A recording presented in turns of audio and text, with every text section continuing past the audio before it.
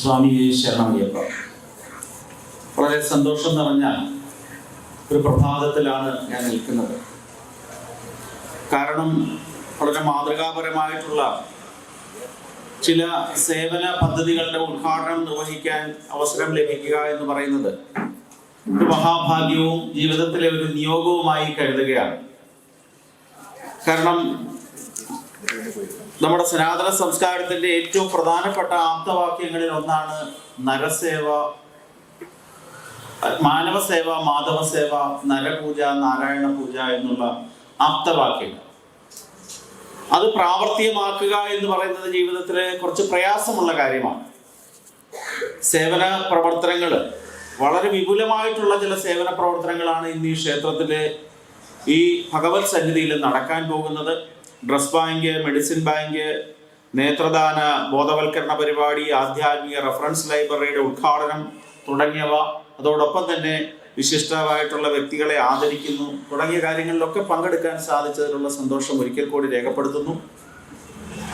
വിശ്വ ഹിന്ദു പരിഷത്തിനെ സംബന്ധിച്ചിടത്തോളം കേരളത്തിലെമ്പാടും ഏകദേശം 200-നടുത്ത് ക്ഷേത്രങ്ങളുണ്ട്.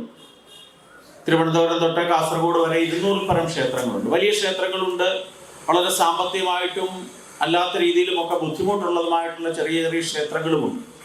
പക്ഷേ എന്തുകൊണ്ടും മാതൃകാപരമായിട്ടുള്ള ഒരു ക്ഷേത്രം എന്ന രീതിയിൽ നമ്മളുടെ ഈ വലിയ കവല ശ്രീധർമ്മശാസ്ത്ര ക്ഷേത്രം മാറി എന്നുള്ളതിന്റെ പ്രധാനപ്പെട്ട തെളിവാണ് ഇന്നിവിടെ നടക്കാൻ പോകുന്ന കാര്യപരിപാടികളൊക്കെ തന്നെ. സേവന പദ്ധതികളാണ് നടപ്പാക്കാൻ പോകുന്നത്. പക്ഷെ ഏറ്റവും കൂടുതൽ പെട്ടുകൊണ്ടിരിക്കുന്ന വാക്കുകളിൽ ഒന്നാണ് സേവനം എന്നുള്ളത്.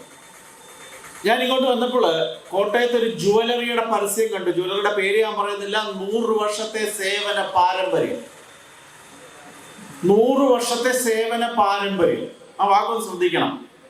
ഈ 100 വർഷമായിട്ട് നാട്ടുകാർക്കൊക്കെ സ്വർണം സൗജന്യമായിട്ട് തന്ന് നമ്മളെയൊക്കെ കനപ്പിച്ച സേവനമാണ് എന്ന് തോന്നുന്നു ആ വാക്ക് കണ്ടാൽ, സേവന പാരമ്പര്യം എന്ന് പറഞ്ഞു. ചില ആശുപത്രികളുടെ പരസ്യമുണ്ട്. 50 വർഷത്തിലേറെക്കാലമായി സേവന രംഗത്തുള്ള ഇന്ന ആശുപത്രി, ഇങ്ങനെ കാണും.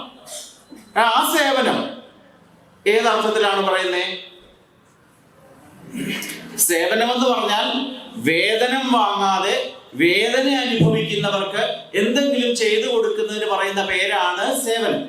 സ്വർണം വിറ്റ് 1.25 ലക്ഷം രൂപ പവന് വാങ്ങുന്നതും ഒരു ബൈപ്പാസ് സർജറിക്ക് 10-15 ലക്ഷം വാങ്ങുന്നതും ഒക്കെ സേവനം എന്ന വാക്കിന്റെ അർത്ഥത്തിൽ എടുക്കാൻ സാധിക്കില്ല. അതിനൊരിക്കലും സേവനം എന്ന് പറയാൻ സാധിക്കില്ല. അതൊക്കെ തന്നെ കച്ചവടമാണ്. അതിന് സേവന പാരമ്പര്യമൊന്നും ആ വാക്കിലില്ല. അതാണ് യാഥാർത്ഥ്യം.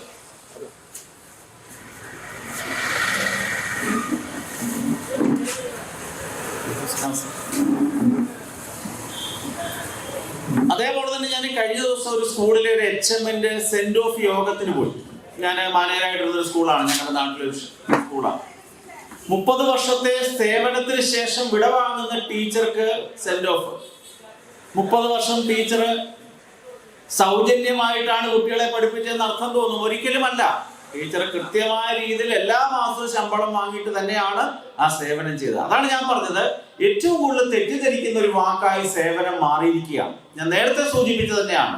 സേവനം എന്ന് പറഞ്ഞാൽ നമ്മൾ സാധാരണ മലയാളത്തിൽ പറയും വലത് കൈ ചെയ്യുന്നത് ഇടത് കൈ അറിയാതെ ചെയ്യുന്ന പ്രവൃത്തിക്ക് പറയുന്ന പേര് എന്ന് വെച്ചാൽ, വേദന അനുഭവിക്കുന്നവർക്ക് വേതനം പറ്റാതെ ഏതെങ്കിലും ഒരു നിഷ്കാമകർമ്മം ചെയ്തു കൊടുക്കുകയാണെങ്കിൽ അതിനെ മാത്രമേ നമുക്ക് സേവനം എന്ന് പറയാൻ സാധിക്കുകയുള്ളൂ. പണം വാങ്ങി ചെയ്യുന്നതൊന്നും തന്നെ സേവനമല്ല. അതൊക്കെ വെറും ഡ്യൂട്ടിയാണ്. പക്ഷെ നമ്മളെ സംബന്ധിച്ചിടത്തോളം നമ്മളുടെ ഏറ്റവും വലിയ ഡ്യൂട്ടി, ഭാരതത്തിന്റെ ആധ്യാത്മികത, സനാതന സംസ്കാരം മുമ്പോട്ട് വെക്കുന്ന ഏറ്റവും വലിയ സേവനം എന്ന് പറയുന്നത് മാനവ സേവ തന്നെയാണ്. മാനവനെ സേവിക്കുക, മാനവന് ആവശ്യമായ സഹായം ചെയ്തു കൊടുക്കുക. അത് ഏതെങ്കിലും ക്യാഷ് ഇൻ കൈൻഡിലാവാം, ക്യാഷിന്റെ രൂപത്തിലാകാം, ഒക്കെയാണ്. ഏതെങ്കിലും ഒരു നമുക്ക് വസ്ത്രങ്ങൾ വിതരണം ചെയ്യുന്നു, മെഡിസിൻ കൊടുക്കുന്നു, അല്ലെങ്കിൽ ഒരു വീട് നിർമ്മിച്ചു കൊടുക്കുന്നു, അല്ലെങ്കിൽ ഒരു സർജറിക്ക് ആവശ്യമായിട്ടുള്ള സാമ്പത്തിക സഹകരണം നടത്തിയതിനു ശേഷം അവർക്ക് ചെയ്തു കൊടുക്കുന്നു. ഇതൊക്കെ തന്നെ സേവനമാണ്. പക്ഷേ അത് മാത്രമാണോ സേവനം എന്ന് ചോദിച്ചാൽ അത് മാത്രമല്ല സേവനം. ധാരാളം സേവനങ്ങളുണ്ട്. അവശത അനുഭവിക്കുന്ന മക്കൾ വിദേശത്തായതിനാൽ ആരോടും സംസാരിക്കാനും പറയാനുമില്ലാതെ ഒറ്റപ്പെട്ട ഒരു വീട്ടിൽ കഴിയുന്ന ഒരു പ്രായമുള്ള അച്ഛനും അമ്മയുടെ അടുത്ത് പോയി അവരെ ഒന്ന് കേൾക്കുകയും അവർക്ക് വേണ്ട സാന്ത്വനം പകർന്നു നൽകുകയും ചെയ്യാനുള്ള, ഒന്നും ചെയ്തു കൊടുക്കണ്ട, അവരുടെ വിഷമങ്ങൾ നമ്മളോട് പറയുമ്പോൾ, അവരുടെ ബുദ്ധിമുട്ടുകളും പ്രയാസങ്ങളും പറയുമ്പോൾ നമ്മളൊന്ന് ചെവി കൂർപ്പിച്ചുകൊണ്ട് അവരുടെ ആ സംസാരത്തിനെ കേൾക്കുകയാണെങ്കിൽ അതും ഒരു സേവനം തന്നെയാണ്. അതും കൃത്യമായ സേവനം തന്നെയാണ്. ഇങ്ങനെ പല രൂപത്തിലും ഭാവത്തിലും സേവനങ്ങൾ ചെയ്തുകൊണ്ടാണ് നമ്മുടെ സമാജം മുമ്പോട്ട് പോകുന്നത്. നമ്മൾ ചിന്തിക്കേണ്ട ഒരു കാര്യമുണ്ട്. ഈ ലോകത്ത് ഞാൻ ഇവിടെ നിന്നുകൊണ്ട് ഈ മൈക്കിൽ കൂടെ ഈ വൈക്കം സ്വദേശികളായ നിങ്ങളോട് സംസാരിക്കണമെന്നുണ്ടെങ്കിൽ എത്രയോ ആൾക്കാരുടെ സേവനത്തിന്റെ ഒരു അവസാനത്തെ ഒരു റിസൾട്ട് മാത്രമാണ് ഞാൻ നിങ്ങളുടെ മുമ്പിൽ നിന്ന് സംസാരിക്കുന്നത്. എത്രയോ ഉദാഹരണങ്ങൾ നമുക്ക് കാണാൻ സാധിക്കും. എനിക്ക് ധാരാളം പണമുണ്ടെങ്കിൽ ഇതൊന്നൊരു പ്രശ്നമേ അല്ല, ആരുടെ സഹായം വേണ്ട, ആരും എന്നെ പരിഗണിക്കുകയും വേണ്ട, ഞാൻ ജീവിച്ചു കൊള്ളാം എന്നുള്ളൊരു അഹങ്കാര ബോധത്തോടു കൂടിയാണ് നമ്മളിലെ മഹാഭൂരിപക്ഷം ആൾക്കാരും ജീവിക്കുന്നതും പ്രവർത്തിക്കുന്നതും. ഏത് സമയം വരെ? ഒരു ആരോഗ്യമുള്ള സമയം വരെ മാത്രമേ ഉള്ള ചിന്ത. ആരോഗ്യം നഷ്ടപ്പെട്ടു കഴിഞ്ഞാൽ, ബുദ്ധിമുട്ടും പ്രയാസങ്ങളും അനുഭവിക്കുന്ന ഒരു പ്രായത്തിലേക്ക് നമ്മൾ എത്തിക്കഴിഞ്ഞാൽ നമ്മളുടെ ചിന്തകൾ മാറുകയാണ്, നമ്മളുടെ പ്രവൃത്തികൾ മാറുകയാണ്. നമ്മൾ ശ്രദ്ധിക്കണം. ധാരാളം ഉദാഹരണങ്ങളുണ്ട്. ഭാരതീയ സംസ്കൃതി ലോകത്തിന് കാഴ്ചവെച്ചിട്ടുള്ള ഉദാത്തമായ ആശയങ്ങളുണ്ട്. വേറെ സെമറ്റിക് മതങ്ങളെ പറ്റി സ്വാഗതത്തിൽ സൂചിപ്പിക്കുകയുണ്ടായി. ബാക്കി സെമറ്റിക് മതങ്ങൾക്ക് ചില പരിമിതികളുണ്ട്. ആ പരിമിതികൾക്ക് അകത്ത് നിന്നുകൊണ്ടുള്ള സങ്കല്പമാണ് എങ്കിൽ ഈ ഭാരതത്തിനെയും ഈ ലോകത്തിനെയും എല്ലാം ഒന്നായി കണ്ടുകൊണ്ട് ചില സങ്കല്പങ്ങൾ വന്നിട്ടുണ്ട്. വസുദൈവ കുടുംബകം, ലോകാ സമസ്ത സുഖിനോ ഭവന്തു, കൃണ്ണന്തോ വിശ്വമാര്യം. ഇതൊക്കെ ചുമ്മാതെ എഴുതി വെച്ചിരിക്കുന്നതല്ല. ഭാരത സമസ്ത സുഖിനോ ഭവന്തു എന്നല്ല എഴുതിയത്. ഭാരതമാണ് എന്റെ കുടുംബം എന്നല്ല പറഞ്ഞിരിക്കുന്നത്. ലോകമാണ് എന്റെ കുടുംബം. ലോകത്തിലുള്ള എല്ലാവരും എന്റെ കുടുംബാംഗങ്ങളാണ്. ലോകത്തിലുള്ള എല്ലാവർക്കും തന്നെ സുഖവും സന്തോഷവും ഉണ്ടാകണം. ഈ പ്രധാനപ്പെട്ട ആപ്തവാക്യം തന്നെയാണ് സേവനം എന്ന് പറയുന്നത്. ഞാൻ ഇങ്ങോട്ട് വന്നപ്പോൾ ഞാൻ 8 മണിക്ക് വീട്ടിൽ നിന്ന് ഇറങ്ങിയതാണ്. 8 മണിക്ക് ഇറങ്ങി 10 മണിക്ക് ഇവിടെ എത്തണം എന്നുള്ള തീരുമാനം എടുക്കുമ്പോൾ ഇടയ്ക്കിടയ്ക്ക് ഞാൻ നോക്കുന്നത് എന്റെ വാച്ചിലേക്കാണ്. ഈ വാച്ച് എന്ന് പറയുന്നത് എനിക്ക് സമയം കാണിച്ചു തരുന്ന ഈ ഒരു ഉപകരണം, നമ്മളൊന്ന് ചിന്തിച്ചു നോക്കൂ. ഇതിന്റെ പിറകോട്ടൊന്ന് ചിന്തിച്ചു നോക്കൂ. ഈ വാച്ചിനെ പറ്റി കൃത്യമായി നമുക്കൊരു ഉത്തരം കിട്ടും. ഈ വാച്ച് എനിക്ക് സമയം കാണിച്ചു തരുന്നതിന്റെ പിറകിൽ പ്രവർത്തിച്ച, അധ്വാനിച്ച ആയിരക്കണക്കിന് ആൾക്കാരുണ്ട്. ഈ വാച്ചിന്റെ പിറകിലെ പിറവിയുടെ കാരണം. ഈ വാച്ച് കണ്ടുപിടിച്ച ഒരു വ്യക്തിയുണ്ട്. ആ കണ്ടുപിടിച്ച ആശയത്തിനെ വിജയപ്രദമാക്കാൻ അദ്ദേഹത്തിന് സാമ്പത്തിക സഹായം ചെയ്ത് പ്രവർത്തിച്ചവരുണ്ട്. ഓരോരോ ഈ വാച്ചിലെ ഓരോരോ സാധന സാമഗ്രികളും കൃത്യമായ സമയത്ത് ഉണ്ടാക്കി അദ്ദേഹത്തിന് കൊടുത്ത വ്യക്തികളുണ്ട്. അതെല്ലാം കൂട്ടിയോജിപ്പിച്ച ഫാക്ടറി സംവിധാനമുണ്ട്. അത് പാക്ക് ചെയ്തവരുണ്ട്. അതിനുശേഷം ഹോൾസെയിൽസ് ഡിപ്പാർട്ട്മെന്റിലേക്ക് ഇത് പോയതിന്റെ പിറകിൽ പ്രവർത്തിച്ചവരുണ്ട്. റീറ്റെയിൽ കടയിലേക്ക് വാഹനത്തിൽ കൊണ്ടുവന്ന വ്യക്തികളുണ്ട്. ആ കടയിലെ സെയിൽസ്മാൻ ഉണ്ട്.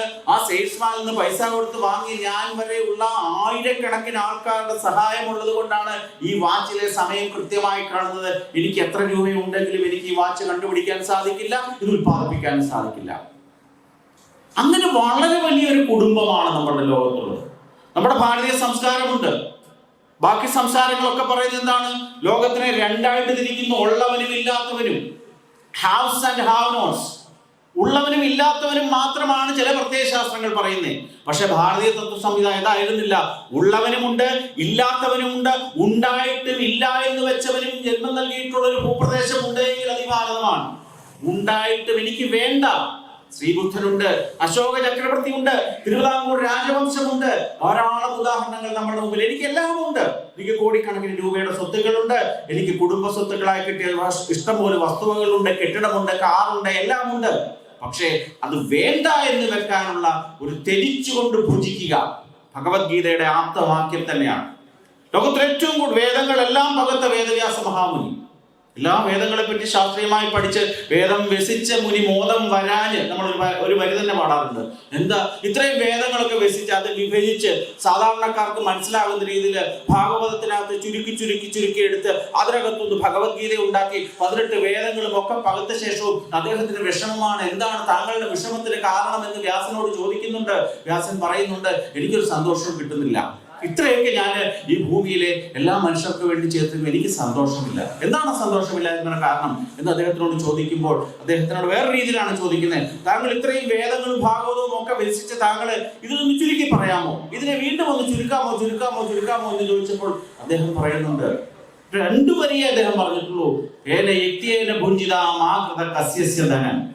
ത്യജിച്ചുകൊണ്ട് ഭുജിക്കുകയും മറ്റുള്ളവന്റെ ഒന്നും ആഗ്രഹിക്കാതിരിക്കുകയും ചെയ്യുക എന്നുള്ളതാണ് ലോകത്തിലെ ഏറ്റവും പ്രധാനപ്പെട്ട പ്രവൃത്തി. ത്യജിച്ചുകൊണ്ട് ഭുജിക്കുക. ഈ വെട്ടിപ്പിടിക്കുന്ന സാമ്രാജ്യങ്ങളെല്ലാം എനിക്ക് മാത്രമുള്ളതല്ല. എനിക്കും എൻ്റെ കുടുംബത്തിലെ മക്കൾക്കും എൻ്റെ ഭാര്യയ്ക്കും എനിക്ക് എന്നോ ജനിക്കാൻ പോകുന്ന കൊച്ചുമക്കൾക്കുമാണ് ഞാൻ ഈ സാമ്രാജ്യങ്ങളൊക്കെ ഉണ്ടാക്കിയത് എന്ന് ചിന്തിക്കുന്ന എൻ്റെ കൂട്ടൊരു വീട്ടിൽ ലോകത്തേയില്ല. എനിക്ക് കിട്ടേണ്ട ഒരു പങ്ക് സമൂഹത്തിനുള്ളതാണ്. കാരണം ഞാൻ ഈ വെട്ടിപ്പിടിച്ച സാമ്രാജ്യമൊക്കെ ഉണ്ടാക്കിയത് ഈ എൻ്റെ സമൂഹത്തിൻ്റെ കൂടെ ഒരു പിന്തുണയും സഹായവും കൊണ്ടാണ് എന്ന് പഠിക്കണം. മറ്റുള്ളവരുടെ എനിക്ക് ആഗ്രഹിക്കേണ്ട കാര്യമില്ല. ദൈവം എനിക്ക് എല്ലാം തരുന്നു. പക്ഷേ ഒരു കാര്യമുണ്ട്, തിരിച്ചു കൊടുക്കണം. ഒരു വൃക്ഷം എപ്രകാരമാണോ സമൂഹത്തെ സേവിക്കുന്നത്, ആ വൃക്ഷം എന്തെങ്കിലും പ്രതിഫലം, എന്തെങ്കിലും പ്രയോജനം കിട്ടുമെന്ന് കരുതിയാണ് ഒരു മാവ് നിൽക്കുന്നത്, അല്ലെ ഒരു പ്ലാവ് നിൽക്കുന്നത്. എന്തൊക്കെ പ്രവൃത്തി അത് ചെയ്യുന്നത്? വെയില് കൂടി വരുന്ന സമയത്ത് അതിന്റെ താഴെ പോയി നിൽക്കാൻ ഒരു തണലതൊരുക്കി തരുന്നു. വിശക്കുമ്പോൾ അതിൽ നിന്ന് വീഴുന്ന ഒരു മാങ്ങ കഴിച്ച് നമ്മളുടെ വിശപ്പ് മാറ്റാൻ നമുക്ക് അവസരം ഉണ്ടാക്കി തരുന്നു. നമുക്ക് വേണ്ട ഓക്സിജൻ അത് തരുന്നു. നിസ്സാരമാണോ? നമ്മൾ എത്ര നിസ്സാരമായിട്ടായിരിക്കും ഒരു മാവിനെ കാണുന്നത്. അവസാനം എന്നെ ചിതയിലേക്ക് എടുക്കുമ്പോഴും എന്നെ അടക്കണമെന്നുണ്ടെങ്കിൽ, എന്നെ ദഹിപ്പിക്കണമെന്നുണ്ടെങ്കിലും അത് തന്നെ വേണം. ആ മാവിന്റെ വിറക് തന്നെ വേണം. ആ മാവ് ചെയ്യുന്ന സേവനത്തിന്റെ 100-ൽ 1 കാര്യമെങ്കിലും നമ്മൾ പൊതുസമൂഹത്തിന് വേണ്ടി ചെയ്തു കൊടുക്കുന്നുണ്ടോ എന്ന് ചോദിച്ചാൽ ഇല്ല. എനിക്ക് വെട്ടിപ്പിടിക്കണം. അതിനുപരിയായിട്ട് യാതൊരു കാഴ്ചപ്പാടുമില്ല. എത്രയോ സമയം മാറ്റിവെക്കുന്നു നമ്മളൊക്കെ തന്നെ. പക്ഷെ പൊതുസമൂഹത്തിന് വേണ്ടി എന്ത് ചെയ്യുന്നു എന്നുള്ള ഒരു ചോദ്യത്തിന് ഉത്തരം ചോദിക്കുമ്പോൾ മഹാഭൂരിപക്ഷത്തിന്റെയും ഉത്തരം വളരെ വലിയൊരു വട്ടപൂജ്യം തന്നെ ആയിരിക്കും. അതിനപ്പുറത്തേക്ക് നമുക്ക് പോകാനേ സാധിക്കില്ല. പ്രസംഗം കേൾക്കുന്നു, ഇപ്പോൾ ഈ ചെവി കൂടെ കേട്ട് അപ്പുറത്തെ ചെവി കൂടെ പോകുന്നു. ഇപ്പം പറയുമ്പോൾ ശരിയാണല്ലോ എന്ന് തോന്നലിലേക്ക് നമ്മൾ വീട്ടിലേക്ക് പോകുമ്പോൾ അവിടെ അതിനേക്കാൾ വലിയ പ്രശ്നങ്ങളാണ് നമ്മൾ അഭിമുഖീകരിക്കാൻ പോകുന്നത്. ഇതിനെയൊക്കെ എങ്ങനെ നേരിടും? അതാണ് നമ്മളുടെ ഉദാത്തമായ സങ്കല്പം. നേരത്തെ സ്വാഗത പ്രസംഗത്തിൽ വിനോദ് സൂചിപ്പിക്കുകയുണ്ടായി, ഭാരതം എല്ലാത്തിനും ഉത്തരം നൽകിയിട്ടുണ്ട്. ബാക്കി സെമറ്റിക് മതങ്ങളെ സംബന്ധിച്ചിടത്തോളം അവരുടെ സിലബസ് എന്ന് പറയുന്നത് അവരുടെ ആധ്യാത്മിക ആചാരൻ അല്ലെങ്കിൽ ആ മതം ഉണ്ടാക്കിയ വ്യക്തി അല്ലെങ്കിൽ അദ്ദേഹത്തിന്റെ ഒരു പ്രധാനപ്പെട്ട ശിഷ്യൻ ഉണ്ടാക്കി വെച്ച ആ ഒരു ഗ്രന്ഥം മാത്രമാണ് അവർ ആസൂത്രണം ചെയ്തിരിക്കുന്നത്. ക്രൈസ്തവരെ സംബന്ധിച്ചിടത്തോളം ബൈബിളും, മുസ്ലിമിനെ സംബന്ധിച്ചിടത്തോളം ഖുറാനും, അതിനുപരിയായിട്ട് അവർക്കൊരു സിലബസ് ഇല്ല. പക്ഷെ നമുക്കതല്ല. എന്തുമാത്രം സിലബസുകളുണ്ട്. ഏത് കാര്യത്തിനെ സംബന്ധിച്ച് നോക്കിയാലും ഭാരതത്തിന്റെ ദർശനമുണ്ട്, ഭാരതത്തിന്റെ ഉത്തരവുമുണ്ട്. ഏത് കാര്യം എടുത്ത് നോക്കിയാലും വൈമാനിക ശാസ്ത്രത്തിനെ പറ്റി ഉള്ളതുപോലെ തന്നെ ചാണകത്തിനെ പറ്റി നമുക്കുണ്ട്. അണുവിദ്യകളെ പറ്റി നമ്മുടെ ശാസ്ത്രീയമായ ഗ്രന്ഥങ്ങളുണ്ട്. ഇവിടെ മിടുക്കരായിട്ടുള്ള ആയുർവേദ ഡോക്ടർമാരിപ്പുണ്ട്. നാഡീ രംഗത്തൊക്കെ വൈദഗ്ധ്യം തെളിയിച്ചവരുണ്ട്. അവർ നമ്മളെക്കാൾ എത്രയോ ഉദാത്തമായ ആ മേഖലകളെ പറ്റിയൊക്കെ പഠിച്ചിട്ടുള്ളവരാണ്. എല്ലാത്തിനും ആൻസർ കിട്ടുന്ന ഒരു ജീവിതക്രമവും ഒരു ജീവിത രീതിയും ഉണ്ടെങ്കിൽ അതിന് പറയുന്ന പേരാണ് സനാതന സംസ്കാരം. ആ സനാതന സംസ്കാരത്തിലെ കാച്ചി കുറുക്കിയെടുക്കുന്ന ഒന്നിന് പറയുന്ന പേരാണ് സേവനം. സാധുക്കളെ സഹായിക്കുക. ഒരു സമൂഹത്തിലെ ആശ്വാസം വേണ്ട ഒരു വരിയിലെ ഏറ്റവും അവസാനം നിൽക്കുന്ന ആ ഒരു വ്യക്തിയെ കാണാതെ മറന്നുകൊണ്ട് ആ വ്യക്തിയുടെ വാക്കുകൾ കേൾക്കാനോ ആ വ്യക്തിയുടെ പ്രയാസങ്ങളിലെ ഏതെങ്കിലും ഒരു സഹായം നൽകാതെ നമ്മൾ കടന്നു വന്ന് ഈ അയ്യപ്പ ഭഗവാനെ പ്രാർത്ഥിച്ചാൽ ഒരു ഗുണവും ഉണ്ടാകില്ല, ഒരു പ്രയോജനം ഉണ്ടാകത്തില്ല. ഇങ്ങോട്ട് വരുന്ന വഴി ഒരു വാഹനം പിടിച്ചൊരാൾ റോഡിൽ കിടക്കുന്നു, തിരിഞ്ഞു നോക്കാൻ ആളില്ല. അദ്ദേഹത്തിനെ കാണാതെ നമ്മൾ ഇവിടോട്ട് വന്ന് അദ്ദേഹത്തിനെ അവിടെ ആരെങ്കിലും പുറകെ വരുന്ന ഒരു ആശുപത്രിയിലേക്ക്, വൈക്കം ആശുപത്രിയിലേക്ക് കൊണ്ടുപോകും എന്ന് ചിന്തിച്ച് വന്നിട്ട് ഇവിടെ വന്ന് എൻ്റെ മക്കൾക്ക് ഒരു അപകടം ഉണ്ടാകരുതേ അയ്യപ്പ ഭഗവാനെ എന്ന് പ്രാർത്ഥിച്ചാൽ ആ അയ്യപ്പൻ നമ്മളുടെ വാക്ക് കേൾക്കുമോ ഇല്ലേ? ഒരിക്കലും കേൾക്കില്ല. അതല്ല ഭക്തി. അതിനെ നമുക്ക് ഒരിക്കലും ഭക്തി എന്ന് പറയാൻ ഒക്കത്തില്ല. നമ്മളുടെ പോക്കറ്റിൽ കൊണ്ട് കിടിക്കുന്ന ഒരു 500 രൂപ നോട്ട് എടുത്ത് അയ്യപ്പനോട് പ്രാർത്ഥിക്കുന്നതിനേക്കാൾ എത്രയോ സുന്ദരമായിട്ടുള്ള പ്രാർത്ഥനയാണ് ആ വീണ് കിടക്കുന്ന ആ ആളിനെ വൈക്കത്ത് ആശുപത്രിയിലേക്ക് കൊണ്ടുപോകാൻ. ഒന്ന് കൈ പിടിച്ചുയർത്തി വന്ന ഒരു ഓട്ടോയെ കൈ കാണിച്ച് നിർത്തി അതിനകത്തേക്ക് കയറ്റി ആ ആശുപത്രിയിൽ കൊണ്ടൊന്ന് ഇറങ്ങുകയെങ്കിലും ചെയ്യുകയാണെങ്കിൽ ഇവിടെ വന്ന് 500 രൂപയുടെ പ്രാർത്ഥന നടത്തേണ്ട യാതൊരു കാര്യവുമില്ല. അതാണ് യഥാർത്ഥത്തിലുള്ള നരപൂജ, ഈശ്വര പൂജ. അതിനാണ് പ്രാധാന്യം നൽകേണ്ടത്. അത്തരത്തിലുള്ള കാഴ്ചപ്പാടുള്ള ഒരു സമൂഹത്തിലെ ആൾക്കാരുടെ എണ്ണം ദിനം പ്രതി കുറഞ്ഞു വരുന്നു എന്നുള്ളതാണ് ഹൈന്ദവ സമൂഹം അനുഭവിക്കുന്ന പ്രധാനപ്പെട്ട പ്രശ്നം. അതിന് പരിഹാരമായിട്ടാണ് ഇവിടെ ധാരാളം പദ്ധതികളാണ്. ഡ്രസ് ബാങ്ക്, നമ്മൾ നോക്കുക, പണ്ടൊക്കെ ഏറെ വിശേഷം നമ്മുടെയൊക്കെ ചെറുപ്പകാലത്ത് ഓണത്തിനോ വിഷുവിനോ ഒക്കെ മാത്രമാണ് ഒരു ഡ്രസ്സ് വാങ്ങുന്നത്. ഇന്ന് എല്ലാ കല്യാണങ്ങൾക്കും ഒരു ഡ്രസ്സ്, ഒരു യാത്ര പോകണമെങ്കിൽ ഒരു ജോഡി ഡ്രസ്സ്. ഇങ്ങനെ വീടുകളിലെ അലമാരകളിലെ ഡ്രസ്സ് വീണ് താഴോട്ടെങ്ങാനും അബദ്ധത്തിന് മറിഞ്ഞാൽ അതിൽപ്പെട്ട് മരിച്ചു പോകത്തക്ക രീതിയിലാണ് ഓരോ വീട്ടിലെ അലമാരയിലും ഡ്രസ്സുകൾ. എൻ്റെ വീട്ടിൽ ഉൾപ്പെടെയാണ് ഞാൻ പറഞ്ഞത്, തമാശ ആ അവസ്ഥയാണ്. എല്ലാ വീടുകളിലും ഡ്രസ്സുകൾ ഇങ്ങനെ അലമാരിക്കകത്തിരിക്കുകയാണ്. ഒന്നും മറിഞ്ഞു വീണാൽ നമ്മുടെ പണ്ടക്കെട്ടങ്ങനെ വീണ് പോയാൽ നമ്മുടെ കാര്യം കഷ്ടമാണ്. അത്രമാത്രം ഡ്രസ്സുകളാണ് ഇരിക്കുന്നത്. പക്ഷേ ഡ്രസ്സുകൾ ഇല്ലാത്ത, കൃത്യമായ രീതിയിലുള്ള ഡ്രസ്സുകൾ ഇല്ലാത്ത എത്രയോ ആൾക്കാർ നമ്മുടെ മുമ്പിലുണ്ട്. അതേപോലെ തന്നെയാണ് മെഡിസിൻ ബാഗ്. നമ്മളൊരു ഡോക്ടറെ അടുത്തോട്ട് ചെല്ലുകയാണ്. ഡോക്ടർ ഇപ്പോഴത്തെ ഒരു ഡോക്ടറും ഒരു റിസ്കിനും തയ്യാറല്ല. ചെന്ന് കഴിയുമ്പോൾ നിരവധിയായ മരുന്നുകൾ എഴുതി തരികയാണ്. പ്രത്യേകിച്ച് അലോപ്പതി രംഗത്ത് നമുക്കറിയാം, ചെന്ന് കഴിയുമ്പോൾ നിരവധി മരുന്നുകളുടെ ഇതുപോലൊരു ലിസ്റ്റ് എഴുതി തരികയാണ്. ഇത് നമ്മൾ മെഡിക്കൽ സ്റ്റോറിൽ കൊണ്ട് കാണിക്കുക. നമ്മൾ പറയുന്നത് കേരളത്തിൽ വലിയ വികസനമാണ്. എന്താ വികസനത്തിന്റെ മാനദണ്ഡം? 100 കണക്കിന് മൾട്ടി സ്പെഷ്യാലിറ്റി ഹോസ്പിറ്റലുകൾ വരുന്നു, 1000 കണക്കിന് മെഡിക്കൽ സ്റ്റോറുകൾ വരുന്നു. ഇതാണ് വികസനത്തിന്റെ മാനദണ്ഡം. പക്ഷേ സാധപ്രസംഗത്തിൽ പറഞ്ഞ പോലെ തന്നെ നമ്മളൊരു മരുന്ന് മേടിക്കുന്നു, ഡോക്ടർ എഴുതി തരുന്നു, 30 എണ്ണം 30 ദിവസത്തേക്ക് മേടിച്ചു കഴിയുന്നു. ഒരു ആന്റിബയോട്ടിക് ആണ്, ഒരു ഡോസായിട്ട് കഴിക്കേണ്ടതാണ്. പക്ഷെ 5 ദിവസം കഴിയുമ്പോൾ നമ്മൾക്ക് എന്തെങ്കിലും ആശ്വാസം തോന്നിക്കഴിഞ്ഞാൽ നമ്മൾ ആ മരുന്നെടുത്ത് കളയുകയാണ്. അതിന് പരിഹാരമായിട്ട് ഈ മെഡിസിൻ ബാങ്ക് എന്ന് പറയുന്ന ഉദാത്തമായിട്ടുള്ള ഒരു ആശയം നിസ്സാരമായിട്ട് നമുക്ക് അതിനെ തള്ളിക്കളയാൻ സാധിക്കില്ല. അതുപോലെ തന്നെയാണ് ആധ്യാത്മിക ലൈബ്രറി. ഞാൻ നേരത്തെ സൂചിപ്പിച്ചതുപോലെ തന്നെ എത്രയോ വ്യത്യസ്തമായ കാര്യങ്ങളെ പറ്റിയുള്ള എന്തുമാത്രം ഗ്രന്ഥങ്ങളാണ് ഭാരതം ലോകത്തിൽ സംഭാവന ചെയ്തിട്ടുള്ളത്. ഇന്നും ഇന്നലെ തുടങ്ങിയതല്ല. പതിറ്റാണ്ടുകൾക്ക് മുമ്പ്, 1000 വർഷങ്ങൾക്ക് മുമ്പ് ഋഗ്വേദത്തിൽ തുടങ്ങി ഇന്നിറങ്ങുന്ന ഏറ്റവും അവസാനത്തെ ഗ്രന്ഥം വരെയുള്ള ഉദാത്തമായ സർവകലാശാലകൾ, ലൈബ്രറികൾ ഭാരതത്തിൽ ഉണ്ടായിരുന്നു. നളന്ദയും തക്ഷശിലയും ഒക്കെ തന്നെ അതിനെയൊക്കെ കത്തിച്ചു. നളന്ദയും തക്ഷശിലയും കത്തിയതിനെ പറ്റി എഴുതി വെച്ചിട്ടുള്ള ലേഖനങ്ങളിൽ ആ കത്തി തീരാൻ തന്നെ മാസങ്ങൾ എടുത്തെന്നാ പറഞ്ഞത്. വൈദേശിക ആക്രമണകാരികൾ ആ ഗ്രന്ഥപ്പുരകളെ കത്തിച്ചപ്പോൾ ഒരു ദിവസം കൊണ്ടോ, ഒരു മണിക്കൂർ കൊണ്ടോ, 2 ദിവസം കൊണ്ടോ അല്ല ആ ഗ്രന്ഥങ്ങൾ കത്തിത്തീർന്നത്. മാസങ്ങളെടുത്തു കത്തിത്തീരാൻ. അത്രമാത്രം എത്രയോ വലിയ ഗ്രന്ഥശേഖരമാണ് ഭാരതത്തിൽ ഉണ്ടായിരുന്നത്. പക്ഷെ നമ്മളെ സംബന്ധിച്ചിടത്തോളം ഇന്ന് നമുക്ക് സമയമില്ല വായിക്കാൻ. വായനയുടെ അളവ് കുറഞ്ഞുകൊണ്ടിരിക്കുന്നു എന്നുള്ള പരാതിയുണ്ട്. ഒരു പരിധി വരെ ശരിയാണെങ്കിലും ഒരു പരിധി വരെ തെറ്റും തന്നെയാണ്. കേരളത്തിൽ ഏറ്റവും കൂടുതൽ പുസ്തകങ്ങൾ വിൽക്കപ്പെടുന്ന ഒരു സംസ്ഥാനമാണ്. പക്ഷേ ആധ്യാത്മിക ഗ്രന്ഥങ്ങൾ, പൗരാണിക ഗ്രന്ഥങ്ങളുടെ വിൽപ്പനയെ സംബന്ധിച്ച് വളരെ കുറവുമാണ്. അതിന് പരിഹാരം എന്ന രീതിയിൽ ഇവിടെ ഉയരാൻ പോകുന്ന ഈ ആധ്യാത്മികമായ ലൈബ്രറി നമ്മൾ നോക്കൂ. നമ്മൾ എത്രയോ ഭാഗ്യം ചെയ്തൊരു തലമുറയാണ് ഈ ഇരിക്കുന്ന നമ്മളൊക്കെ തന്നെ. എത്രയോ ഭാഗ്യം അല്ലേ? ധാരാളം ഭാഗ്യങ്ങൾ നമുക്കുണ്ട്. 100 കണക്കിന് വർഷത്തെ സമര പോരാട്ടങ്ങൾക്കൊടുവിൽ അയോധ്യ എന്ന് പറയുന്ന ഒരു ക്ഷേത്രം പിടിച്ചെടുത്ത് അവിടെ രാംലല്ലയെ പ്രതിഷ്ഠിക്കുന്ന കാഴ്ച കാണാൻ മഹാഭാഗ്യം ലഭിച്ച നമ്മൾ. എത്രയോ പേര് മരിച്ചുപോയി ഇല്ലേ? അത് നേതൃത്വം കൊടുത്ത അശോക് സിംഗാജിക്ക് കാണാൻ ഭാഗ്യം ലഭിച്ചില്ല. അതിനുവേണ്ടി ധീര രക്തസാക്ഷികളായ കോത്താരി സഹോദരന്മാർക്ക് ഭാഗ്യം ലഭിച്ചില്ല. പക്ഷെ നമുക്ക് ഭാഗ്യം ലഭിച്ചു. അവിടെ പോയി കാണാനുള്ള ഭാഗ്യം ലഭിച്ചു. ആ കാഴ്ച കാണാനുള്ള ഭാഗ്യം ലഭിച്ചു. 144 വർഷങ്ങൾ കൂടുമ്പോൾ നടക്കുന്ന മഹാകുംഭമേളയുണ്ട്. ഇപ്പോൾ കഴിഞ്ഞ വർഷം അതിൽ പങ്കെടുക്കാൻ, അവിടെ പോയി സ്നാനം ചെയ്യാൻ, അതിന്റെ വാർത്തകൾ കേൾക്കാൻ ഭാഗ്യം ലഭിച്ച വ്യക്തികളാണ് നമ്മൾ ഓരോരുത്തരും.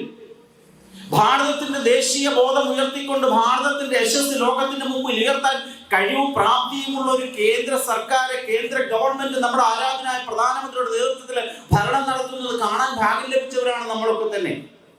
ഏറ്റവും അവസാനമായി ജയറാംജി ഉൾപ്പെടെയുള്ള ആൾക്കാരുടെ സഹകരണം കൊണ്ടും അവരുടെയൊക്കെ കൃത്യമായ രീതിയിലുള്ള ഇടപെടൽ കൊണ്ടും നമ്മുടെ ഡോക്ടർ ദമ്പതികളുടെ ആ മാഘമഹോത്സവത്തിന്റെ തീം സോങ്ങിന്റെ രചനയൊക്കെ കൊണ്ടും നമ്മുടെ മനസ്സിൽ പോലും എന്നും പതിഞ്ഞു കിടക്കുന്ന മഹാമാഘമേള നടന്നു കഴിഞ്ഞിരിക്കുകയാണ് നാവാമുകുന്ദ ക്ഷേത്ര സന്നിധിയിൽ. അത് കാണാനും ഭാഗ്യം ലഭിച്ചു. ഇങ്ങനെ എത്രയോ ഭാഗ്യങ്ങൾ ലഭിച്ച നമ്മൾ വേറെ ആർക്ക് കിട്ടി? ഈ ലോകത്ത് ഈ ജീവിച്ചിരിക്കുന്ന നമുക്ക് മാത്രമാണ് ഇത്രയും മഹാഭാഗ്യങ്ങൾ ലഭിച്ചത്. പക്ഷെ ആ മഹാഭാഗ്യങ്ങൾ ലഭിച്ചപ്പോഴും നമ്മൾ ചിന്തിക്കേണ്ടത് കേരളത്തിലെ ഹിന്ദുവിന്റെ അവസ്ഥ വളരെ ദയനീയമാണ്.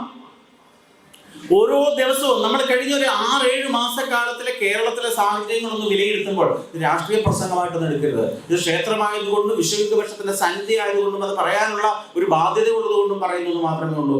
കേരളത്തിലെ കഴിഞ്ഞ ജൂൺ മാസം തൊട്ട് നാളിതുവരെ ഇന്നലെ വരെയുള്ള ദിവസങ്ങൾ നമ്മളൊന്ന് പരിശോധിച്ച് നോക്കുമ്പോൾ കേരളത്തിലെ എന്തായിരുന്നു പ്രധാനപ്പെട്ട ചർച്ചാ വിഷയങ്ങൾ? കേരളത്തിന്റെ വികസനം എങ്ങും ചർച്ച ചെയ്തില്ല. കേരളത്തിലെ യുവത്വം അന്യരാജ്യങ്ങളിലേക്ക് കുടിയേറി പാർക്കുന്നതിനെ പറ്റി പറഞ്ഞില്ല. കേരളത്തിലെ ജനസംഖ്യ കുറയുന്നതിനെ പറ്റി പറഞ്ഞില്ല. കേരളത്തിലെ പൊതുസമൂഹത്തിന്റെ പ്രശ്നങ്ങളെ പറ്റി എങ്ങും ചർച്ച ചെയ്തില്ല. കഴിഞ്ഞ വർഷം ജൂൺ മാസം 1-ാം തീയതി കേരളത്തിലെ വിദ്യാലയങ്ങൾ തുറന്ന സമയത്ത് മാതാപിതാ ഗുരു ദൈവം എന്ന് പറഞ്ഞ ഉദാത്ത ആശയത്തിന്റെ പ്രയോക്താക്കളായി നമ്മളെ ചില വിദ്യാലയങ്ങളിലെ ഗുരുക്കന്മാരുടെ പാദപൂജ നടത്തി. എത്രയോ നിസ്സാരമായ ഒരു ചടങ്ങ്. പാദപൂജ നടത്തിയപ്പോൾ അതെന്തോ മോശം പ്രവണതയാണ്, അത് തെറ്റാണ്, അതൊക്കെ നടത്തിയത് വളരെ പ്രാകൃത യുഗത്തിലേക്ക് നമ്മുടെ കുട്ടികളെ കൊണ്ടുപോവുകയാണ് എന്ന് പറഞ്ഞുകൊണ്ട് അതിനെതിരായിട്ട് ശബ്ദമുയർത്തുകയും അത് നടത്തിയ വിദ്യാലയങ്ങളിലേക്ക് മാർച്ച് നടത്തുകയും ആ വിദ്യാലയങ്ങളെ നശിപ്പിക്കാനുള്ള ആസൂത്രിത ശ്രമങ്ങൾ ദിവസങ്ങൾ നീണ്ടുനിന്ന ചർച്ചകളും ചർച്ചകളും നടന്നു. അതിനുശേഷം കുറച്ച് ദിവസങ്ങൾ കഴിഞ്ഞപ്പോൾ നമ്മുടെ ആരാധനായിട്ടുള്ള കേരളത്തിലെ ഗവർണർ രാജേന്ദ്ര ആലേക്കർ എന്ന് പറയുന്ന വ്യക്തി അദ്ദേഹത്തിന്റെ ഓഫീസിൽ ഭാരതാംബയുടെ ചിത്രത്തിൽ ഫോട്ടോ വെച്ചൊന്ന് പ്രാർത്ഥിച്ചു എന്ന് പറഞ്ഞപ്പോൾ അതായിരുന്നു ചർച്ചാ വിഷയം. കുറേയേറെ ദിവസങ്ങൾ കഴിഞ്ഞ് ഓണമായപ്പോഴേക്കും മുതുവിലാക്കാട് പാർത്ഥസാരഥി ക്ഷേത്ര സന്നിധിയിൽ ഈ ഭാരതം നേടിയ അവിശ്വസനീയമായിട്ടുള്ള സാമ്യമില്ലാത്ത രീതിയിൽ നമ്മൾ നേടി പാകിസ്ഥാൻ വിജയിച്ചിട്ടുള്ള ആ യുദ്ധ വിജയമുണ്ടല്ലോ, ഓപ്പറേഷൻ സിന്ധു, അതിനെ അനുസ്മരിച്ചുകൊണ്ട് അവിടുത്തെ സനാതന ധർമ്മ വിശ്വാസികളുടെ അത്തപ്പൂക്കളം തീർത്തു. അത് തെറ്റാണ്.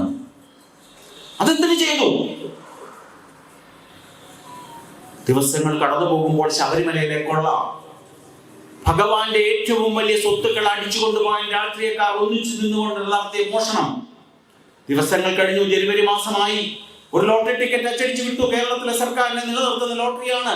ആ ലോട്ടറി ടിക്കറ്റിൽ ഭാരതത്തിന്റെ സംസ്കാരത്തിനെയും ഹൈന്ദവ സനാതന ധർമ്മത്തെയും അവഹേളിച്ചുകൊണ്ട് മോശമാക്കിക്കൊണ്ട് ചിത്രീകരിച്ച ലോട്ടറി ടിക്കറ്റ് ഓരോ ദിവസവും വാർത്തകൾ വരികയാണ്. ഇതിനെതിരെ ആര് പ്രതികരിക്കുന്നു? ഈ മഹാമാഘമേള നടന്നു.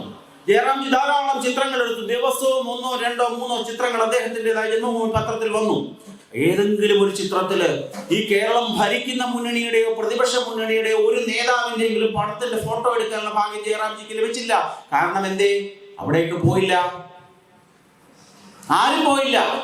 അത് നടത്തുന്നത് സനാതന സംസ്കാരത്തിന്റെ ഭാഗവാക്കുകളായ ആൾക്കാരായതുകൊണ്ട് പോയി കഴിഞ്ഞാൽ ഞങ്ങളെ ബ്രാൻഡ് ചെയ്തുകൊണ്ട് ഞങ്ങൾക്ക് എന്തെങ്കിലും ചാപ്പ കുത്തുപോയെന്ന് പേടിച്ചുകൊണ്ട് പോകാൻ ധൈര്യമില്ലാത്ത, തന്റെ ഇടമില്ലാത്ത ആണും പെണ്ണും കെട്ട വർഗമാണ് കേരളത്തിലെ ഇടതു മുന്നണിയും വലതു മുന്നണിയും എന്ന് കൃത്യമായ സന്ദേശം നൽകി. ഒരൊറ്റയാള് പങ്കെടുത്തില്ല. അതേ സാഹചര്യത്തില് കേരളത്തിലെ ജമാഅത്തിന്റെ നേതൃത്വത്തില്, കാന്തപുരത്തിന്റെ നേതൃത്വത്തില്, ഞാനതിനെ വർഗീയമായിട്ടല്ല കാണുന്നത്, കാന്തപുരത്തിന്റെ നേതൃത്വത്തിലെ കാസർഗോഡ് നിന്ന് തിരുവനന്തപുരം വലിയൊരു യാത്ര നടന്നു. ആ യാത്ര തിരുവനന്തപുരത്ത് സമാപിച്ചപ്പോൾ, പുത്തരിക്കണ്ടം മൈതാനത്ത് സമാപിച്ചപ്പോൾ ഇതേപോലെ കാന്തപുരം നടുക്കിരിക്കുന്നു. ഇടതുവശത്ത് ഇടതു മുന്നണി നേതാവായിട്ടുള്ള പിണറായി വിജയനും വലതുവശത്ത് വലതു മുന്നണി നേതാവായിട്ടുള്ള VD സതീശനും ഇരിക്കുന്ന ചിത്രവും നമ്മൾ കണ്ടു. ഹിന്ദുവിന്റെ പരിപാടിക്ക് വരാൻ ഇവർക്ക് മനസ്സില്ല. അതിനെ എങ്ങനെയും തടയാൻ സ്റ്റോപ്പ് മെമ്മോ കൊടുത്തു. പാലം പണി വേണ്ട, ആ നദിയുടെ തീരം വൃത്തിയാക്കലിൽ JCB ഉപയോഗിച്ചുകൊണ്ട് തിട്ടൂര വരക്കാനുള്ള ധൈര്യം പോലും ഈ ശക്തികൾക്കുണ്ടായി. ഇങ്ങനെ കേരളത്തിലെ ഹിന്ദു എന്നും 2ാം കെട്ടിലെ മക്കളുടെ കൂട്ട് നിൽക്കണമെന്നുള്ള ചില അജണ്ടകൾ കേരളത്തിലെ രാഷ്ട്രീയ പ്രസ്ഥാനങ്ങൾക്കുണ്ട് എന്നുള്ളതിന്റെ തെളിവാണ്. ഹിന്ദു എന്ത് പറഞ്ഞാലും അതൊക്കെ വർഗീയത. ഹിന്ദുവിന്റെ ഏത് പരിപാടിയിൽ പോയാലും വർഗീയത.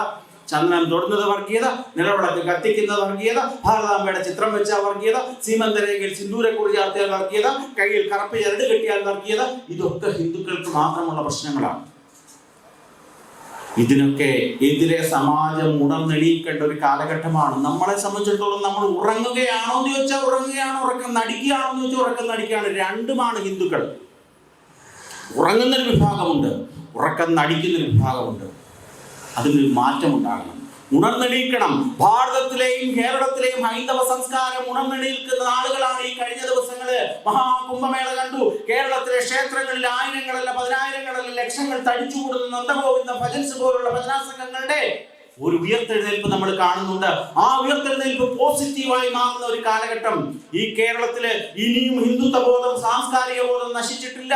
ദിനം പ്രതി ആ സംസ്കാരം ഉയരങ്ങളിലേക്ക് പോയിക്കൊണ്ട് ഈ കേരളത്തിലും, ഈ കൊച്ചു കേരളത്തിലും ഈ സംസ്കാരം നിലനിർത്താനുള്ള ഒരു ത്യാഗബുദ്ധി കാണിക്കാനുള്ള ഒരു സമൂഹമായി നമ്മളും നമ്മളുടെ അടുത്ത തലമുറയും മാറണം എന്നുള്ളതാണ് ഈ കാഴ്ചകൾ നമുക്ക് നൽകുന്ന പ്രധാനപ്പെട്ട പാഠം. ഈ ഇരിക്കുന്നവരെ തന്നെ നോക്കുക. ഈ ഇരിക്കുന്നതിനകത്ത് എനിക്ക് തോന്നുന്നു 30 വയസ്സിന് താഴെയുള്ള ചിലപ്പോൾ 1-2 വ്യക്തികൾ മാത്രമേ ഇതിനകത്തുള്ളൂ. ബാക്കി 30 ഒരു 50 വയസ്സിന് താഴെ തന്നെ നോക്കുകയാണെങ്കിൽ 1-2-3 പേരെ ഇതിനകത്ത് കാണുന്നുള്ളൂ. ബാക്കി മഹാഭൂരിപക്ഷവും തനിമല ഇംഗ്ലീഷിൽ പറഞ്ഞ എക്സ്പയറി ഡേറ്റ് എടുത്ത നമ്മളാണ്. നമുക്ക് എന്താ ചെയ്യാൻ സാധിക്കില്ല? പക്ഷേ നമ്മളുടെ യുവത്വത്തിനെ ഇതിനകത്തേക്ക് കൊണ്ടുവരണം. നമ്മളുടെ പെൺമക്കൾ, ആൺമക്കൾ അവരെ ഏത് ജോലിയും ചെയ്തു കൊള്ളട്ടെ.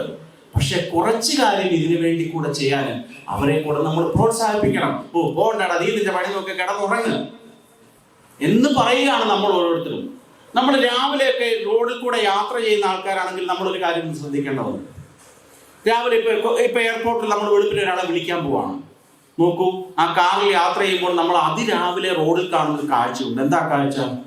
കൊച്ചുകുട്ടികൾ, ഒരു പ്രത്യേക വിഭാഗത്തിലെ കൊച്ചുകുട്ടികൾ രാവിലെ അവരുടെ മതപാഠശാലയിൽ പോകുന്ന ഒരു കാഴ്ച നമ്മൾ കാണും, ഇല്ലേ?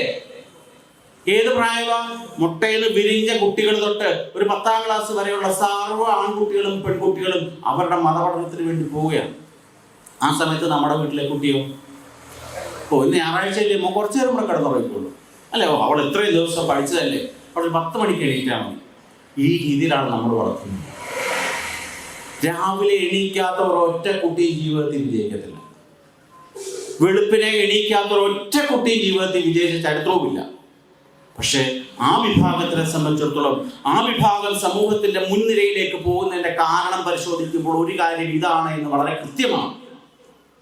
ഊർജ്ജസ്വലമായ രീതിയിൽ അവരുടെ പ്രവർത്തികള്, ചിന്തകള്, പ്രക്രിയകൾ നടക്കുന്നത് കൊണ്ട് അതിനവരെ കാരണഭൂതരാക്കിയത് ഈ ചെറുപ്പകാലത്തുള്ള മതബോധന പഠനവും ഈ വെളുപ്പിനെയുള്ള എണീക്കലും തന്നെയാണെന്നുള്ളത് കൃത്യമാണ്. അത്തരത്തിലുള്ള ഒരു തലമുറ നമുക്ക് വേണം. ആ ഒരു ഉയർത്തെഴുന്നേൽപ്പ് നമ്മുടെ ഭാഗത്തുനിന്ന് ഉണ്ടാവുകയാണെങ്കിൽ ഈ തുടങ്ങി വെച്ച പ്രസ്ഥാനങ്ങളൊക്കെ ആരിലേക്ക് കൈമാറും? ഇപ്പൊ നേത്രബായിക്ക് വിനോജി മോഹൻ ചേട്ടനും അല്ലെങ്കിൽ ഇവിടെ ഇരിക്കുന്ന സാറും ഒക്കെ കൂടെ ഇത് തുടങ്ങി വെച്ചു, നല്ല രീതിയിൽ പോകുന്നു. കുറച്ച് കഴിയുമ്പോൾ മനുഷ്യരാണ്, ഇവർക്ക് ശാരീരികമായ ആവശ്യതകൾ ഉണ്ടാകും. ഇപ്പൊ തന്നെ ഒരു ക്ഷേത്ര സമിതിയുടെ വർഷത്തിൽ ഒരു ക്ഷേത്ര സമിതിയുടെ ഒരു പ്രധാനപ്പെട്ട ചേട്ടൻ എന്നെ വന്ന് കണ്ടു പറഞ്ഞു, എന്താ എനിക്ക് പ്രായമായി വേറൊരാളെ ഒന്ന് കണ്ടെത്തി തരണം. ഇവിടെ ഇരിപ്പുണ്ടോ ചേട്ടൻ? വേറെ ആളൊന്ന് ഏൽപ്പിച്ചു കൊടുക്കാൻ എനിക്ക് ആളിനെ കിട്ടുന്നില്ല. ഒരു ക്ഷേത്ര വിശേഷത്തിന്റെ കോട്ടയം ജില്ലയിലെ ക്ഷേത്രത്തിലെ ആൾക്കാർ ഇവിടെ ഇരിപ്പുണ്ട്. ആ അവസ്ഥയാണ്. ഈ ക്ഷേത്രത്തിന്റെ അവസ്ഥ എന്തായി മാറും? അതുകൊണ്ട് നമ്മളുടെ ആൾക്കാരെ ഇതിന്റെ അടുത്ത പതാകവാഹകരായി ദീപശിഖ ഏന്താനുള്ള ആൾക്കാരെ തയ്യാറാക്കി നിർത്തിയില്ലെങ്കിൽ റിലേ ഓട്ടമായി, 100 മീറ്റർ ഓട്ടമല്ല, ഇത് റിലേ ഓട്ടമാണ്. ഒരാളിന് ബാറ്റൺ ഏറ്റുവാങ്ങിക്കൊണ്ട് അടുത്ത ആൾ പോകണം, അടുത്ത ആൾ അപ്പുറത്തേക്ക് പുറകെ ഓടിച്ചെന്ന് ആ ബാറ്റൺ ഏറ്റുവാങ്ങണം. ഇങ്ങനെ നിരന്തരമായി ബാറ്റൺ കൈമാറിക്കൊണ്ട് പോയില്ലെങ്കിൽ ഈ ക്ഷേത്രം ഉൾപ്പെടെ നമ്മളുടെ സംസ്കാരം മൊത്തം അതപ്പതിക്കും. അതിനുവേണ്ടിയുള്ള ഒരാർജവും ശേഷിയും ക്ഷേമുഷിയും ഉള്ള ഒരു തലമുറയെ സൃഷ്ടിക്കുക എന്നുള്ളതും ഇത്തരത്തിലുള്ള പദ്ധതികൾ കൂടി, കാരണം ഇത് ചെറുപ്പക്കാരെ ആകർഷിക്കുന്ന പരിപാടികളാണ് ഈ പറഞ്ഞിരിക്കുന്ന എല്ലാം തന്നെ. അതിനുവേണ്ടിയുള്ള ഒരു ക്രമീകരണവും പുതുതലമുറയെ ആകർഷിക്കത്തക്ക രീതിയിൽ ചെയ്യണം. അടുത്തത്, ഇവിടെ വിശിഷ്ട വ്യക്തികളെ ആദരിക്കുന്ന ഒരു ചടങ്ങാണ് ജയറാംജി. എല്ലാ ദിവസവും ജന്മഭൂമി പത്രത്തിൽ ഫോട്ടോയിൽ പേരിന്റെ ആ ഫോട്ടോയുടെ അടിയിൽ കാണും. എനിക്ക് അദ്ദേഹത്തിനെ പറ്റി ഓർക്കുമ്പോൾ എൻ്റെ മനസ്സിലേക്ക് കടന്നു വരുന്നൊരു ചിത്രമുണ്ട്. കുറച്ച് വർഷങ്ങൾക്ക് മുമ്പ്, എന്താണെന്ന് ഓർക്കുന്നില്ല, ഞാൻ ഇപ്പോഴും ആ ചിത്രം എൻ്റെ മനസ്സിൽ കിടക്കുകയാണ്. ആ ഒരു പെരുമ്പളത്ത് നിന്ന് പൂത്തോട്ടയിലേക്കൊരു യാത്ര, പെരുമ്പളത്ത് നിന്ന് പൂത്തോട്ടയിലേക്ക് ഒരു വള്ളത്തിൽ ആൾക്കാർ വരുമ്പോൾ ആ 2 വശത്തേക്ക് ഓളങ്ങൾ ഇങ്ങനെ പോകുന്ന ഒരു മനോഹരമായ ചിത്രം കുറെ വർഷങ്ങൾക്ക് മുമ്പ് അദ്ദേഹത്തിൻ്റെതായ ജന്മഭൂമി പത്രത്തിൽ അച്ചടിച്ചു. എല്ലാ ദിവസവും മനോഹരമായ ചിത്രങ്ങൾ വരുന്നുണ്ട്. പക്ഷെ ആ വള്ളം ഇങ്ങനെ വരുന്നതും ആ ഓളം അങ്ങനെ മാറുന്നതും അതിന്റെ മുമ്പിൽ ഒരു കാവ്യ വേഷധാരിയായ ഒരാളുടെ ചിത്രമായിരുന്നു എന്നാണ് എനിക്ക് തോന്നുന്നത്. ആ വള്ളത്തിന്റെ മുമ്പിലിരിക്കുന്നത് ആ ചിത്രം മനസ്സിലേക്ക് വരികയാണ്. ജന്മഭൂമി പത്രം കേരളത്തിന്റെ, ഭാരതത്തിന്റെ തനതായിട്ടുള്ള ദേശീയതയെ, സാംസ്കാരിക ബോധം ഉയർത്തിപ്പിടിക്കാനുള്ള ഒരു പത്രം നമുക്കത് മാത്രമേ ഉള്ളൂ. ആ പത്രത്തിൽ വലിയ ശമ്പളമൊന്നുമല്ല, നേരത്തെ ഇവിടെ സ്വാഗതത്തിൽ പറഞ്ഞ പോലെ തന്നെ, എന്നാലും തങ്ങളുടെ ജീവിത നിയോഗമാണ് എന്ന് കരുതിക്കൊണ്ട് അത്തരത്തിലുള്ള ആ പ്രസ്ഥാനത്തിൽ 32 വർഷക്കാലമായി പ്രവർത്തിക്കുന്ന ശ്രീ ജയറാംജിയുടെ കൂട്ടുള്ള ആൾക്കാർ ഇനിയും, അദ്ദേഹം പറഞ്ഞു എൻ്റെ വീട് തൊട്ടപ്പുറത്താണ്, എനിക്ക് തോന്നുന്നു ഒരാളെ ആദരിക്കുമ്പോൾ ഏറ്റവും കൂടുതൽ സന്തോഷം ആദരവ് ഏറ്റുവാങ്ങുന്നവർക്ക് കിട്ടുന്ന എപ്പോഴാണെന്നറിയോ? ഇന്ത്യൻ രാഷ്ട്രപതി ഇദ്ദേഹത്തിനെ സ്വീകരിച്ചാൽ പോലും കിട്ടുന്നതിനേക്കാൾ കൂടുതൽ സന്തോഷം കിട്ടുന്ന സ്വന്തം ജനിച്ചു വളർന്ന സ്ഥലത്ത്, സ്വന്തം ജന്മസ്ഥലത്ത് ഈ മുറ്റത്തെ മുല്ലയ്ക്ക് മണമില്ലെന്നൊരു പ്രയോഗമുണ്ട്. അതേ അവസ്ഥയാണ്. എല്ലാ മുറ്റത്തെ മുല്ലകൾക്കും മണമുണ്ട്. ആ മണം നമ്മൾ അംഗീകരിക്കുന്നില്ലെന്ന് മാത്രമേ ഉള്ളൂ. എനിക്ക് തോന്നുന്നു ഏറ്റവും കൂടുതൽ സന്തോഷം ജയറാംജിക്ക് കിട്ടുന്ന ഒരു ദിവസമാണ് ഈ ഫെബ്രുവരി മാസം 2 അദ്ദേഹത്തിന് ജന്മദിനമെന്ന് തോന്നി. ഫെബ്രുവരി മാസം 5 തീയതി ആയപ്പോഴേക്ക് അദ്ദേഹത്തിന് ഏറ്റവും സന്തോഷം ഈ ഗ്രാമത്തിൽ നിന്ന് കിട്ടി എന്നുള്ളതുകൊണ്ട് അദ്ദേഹം പ്രത്യേക അഭിനന്ദനാർഹമാണ്. അടുത്തായിട്ട് ഡോക്ടർ ദമ്പതിമാരെ പറ്റി പറഞ്ഞു. Doctor Vishnu Mohan, doctor Krishnapriya. ഞാനും അവരുടെ ചെറിയ കുറച്ച് സംഭവങ്ങളുടെയൊക്കെ വീഡിയോസൊക്കെ കണ്ടിരുന്നു. നമ്മുടെ ഭാരതം ലോകത്തിന് ഉദാത്തമായി സംഭാവന ചെയ്ത ഒന്ന് തന്നെയാണ് ആയുർവേദം, അതുപോലെ തന്നെ ഈ നാഡീശാസ്ത്രം, നാഡീ വൈദ്യന്മാർ എന്ന് പറയുന്ന രീതിയിൽ. പുതിയ തലമുറയൊക്കെ തന്നെ ഈ ആയുർവേദ മേഖലകളിലേക്കും ഇത്തരത്തിലുള്ള മേഖലകളിലേക്കും തിരിയുന്നു. ഇന്ന് ഇംഗ്ലീഷ് മരുന്നുകളെ സംബന്ധിച്ചിടത്തോളം ഈ ഭാരതീയമായ രീതിയിലുള്ള ആയുഷ് എന്ന് പറയുന്ന സംവിധാനത്തിൽ കൂടി ആ ഉപയോഗിക്കപ്പെടുന്ന മരുന്നുകൾ വളരെ കൃത്യമായ രീതിയിൽ എല്ലാവരിലേക്കും എത്തിച്ചേരുന്നതിന് അത് ഒരു കാര്യമുണ്ട്. ഈ പബ്ലിസിറ്റി ഒരു ഘടകം തന്നെയാണ്. വലിയ വലിയ ഹോർഡിങ്ങുകളാണ് ഇങ്ങോട്ട് വരുമ്പോൾ കാണുന്നത്. ഞാൻ ഇങ്ങോട്ട് വന്നപ്പോൾ കണ്ടു, നിങ്ങളെ ഹൃദയം പരിമല മാടി വിളിക്കുന്നു. പരിമല ഹോസ്പിറ്റലിന്റെ പരസ്യമാണ്. വലിയ ഹോർഡിങ്ങാണ് വെച്ചിരിക്കുന്നത്. മാടി വിളിക്കുന്നു, ഹൃദയം മാടി വിളിക്കുന്നു എന്ന് പറയുന്നത് ചില കാർഡിയോളജി ഡിപ്പാർട്ട്മെന്റിന്റെ പരസ്യമാണ്. പക്ഷെ അവിടെ ചെന്ന് കഴിയുമ്പോൾ അവസ്ഥ നമുക്കൊക്കെ അറിയാം. അതിന് പകരമായിട്ട്, അതിന് ആൾട്ടർനേറ്റീവായിട്ട്, അതിന് പകരമല്ല, അതിനേക്കാൾ ഉദാത്തമായിട്ടുള്ള ഭാരതത്തിൻ്റെ ഈ വൈദ്യശാസ്ത്ര സമ്പ്രദായത്തിന് പ്രാധാന്യം നൽകുന്ന ആ ഡോക്ടർ ദമ്പതികൾക്കും എല്ലാവിധ ആശംസകളും അർപ്പിക്കുകയാണ്. ഈ ഇത്തരത്തിലുള്ള ഈ പരിപാടികളുടെ ഉദ്ഘാടനത്തിന് തന്നെ ക്ഷണിച്ചതിലുള്ള സന്തോഷം ഒരിക്കൽ കൂടി രേഖപ്പെടുത്തിക്കൊണ്ട് ഈ 4 പ്രധാനപ്പെട്ട പദ്ധതികളുടെയും ഔപചാരികമായ ഉദ്ഘാടനം നിർവഹിക്കുന്നതായി പ്രഖ്യാപിക്കുന്നു. എല്ലാവർക്കും ഒരിക്കൽ കൂടി നന്ദി രേഖപ്പെടുത്തുന്നു. ഇനിയും ഇത്തരത്തിലുള്ള പരിപാടികൾ ഈ വലിയ കവല ക്ഷേത്ര സന്നിധിയിൽ ഉണ്ടാകട്ടെ എന്ന് ആത്മാർത്ഥമായി ആഗ്രഹിക്കുന്നു. നന്ദി, നമസ്കാരം.